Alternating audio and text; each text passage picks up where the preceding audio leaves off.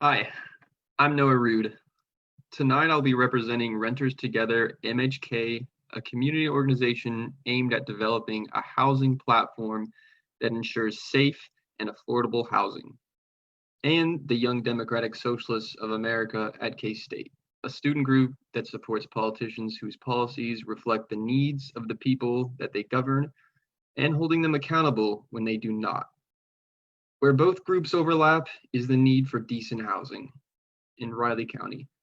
By decent, I mean good air quality, no infiltration, no flooding, no mold, a roof that does not leak, and the building is structurally sound. As a student that has rented house with mold in the basement and the bathroom, and as a delivery driver who visits many apartments and houses every week, it is evidently clear that the rental inspections are a necessity to ensure the safety of all tenants in Riley County.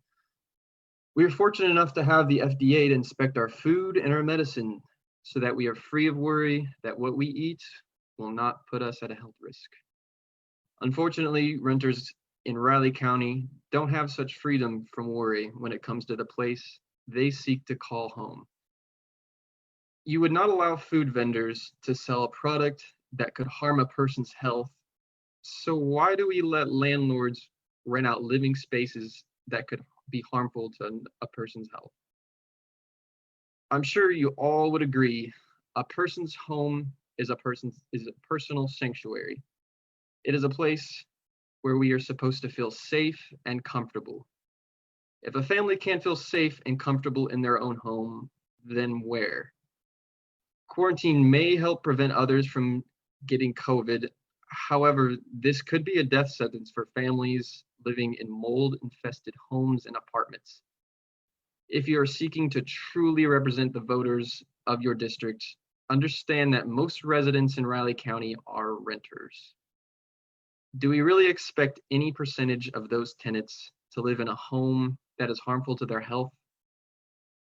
We must have rental inspections so that no tenant in Riley County is exposed to health risks or property damage in their own home. As County Commissioner, will you promise the health and safety of students, families, and all tenants of Riley County and support rental inspections for anyone seeking to lease out living space? Mr. Matta. No, I don't support rental inspections, mandatory inspections. I do support the county providing free inspections if one is requested by a property owner or a tenant. Mandatory inspections have Fourth Amendment issues, become bureaucratic, raise costs, and often become arbitrary. The other thing that you have to understand about the county is the county doesn't even have building codes. And they do have a property maintenance code, but that's for structural integrity, infestation, and general livability. Most people move to the county to get away from the bureaucracy of the cities.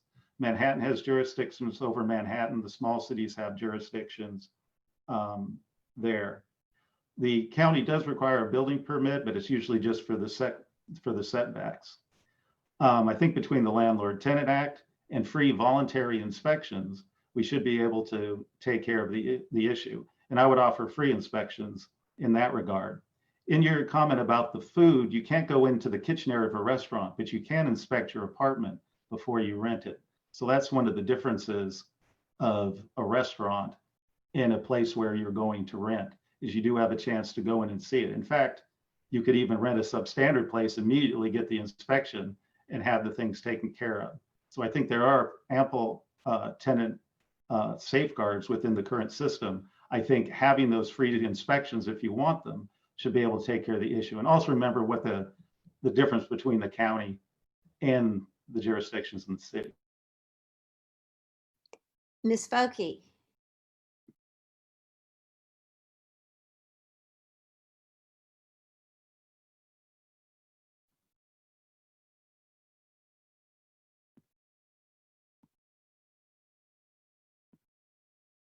Could somebody unmute her?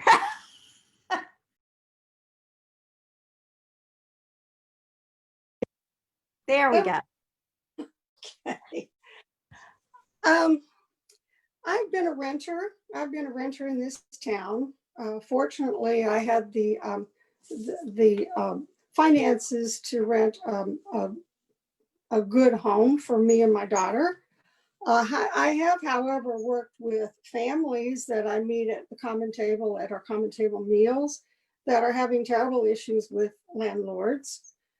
Unfortunately, as far as rules go and regulations, when people ignore it or are absolutely won't provide a safe environment for people, then we, the city, the county, we as elected officials have to step in and do something to protect our citizens. This one family that I knew, they had paid a rather large deposit, especially for them.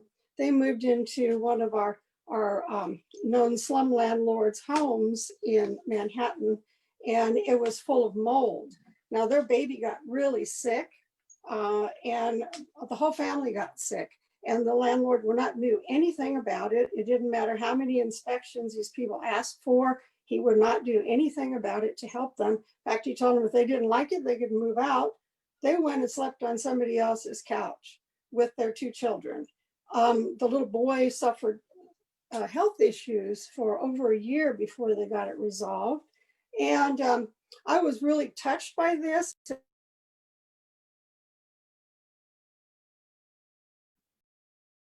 Oh, was that time? Mr. McKinley.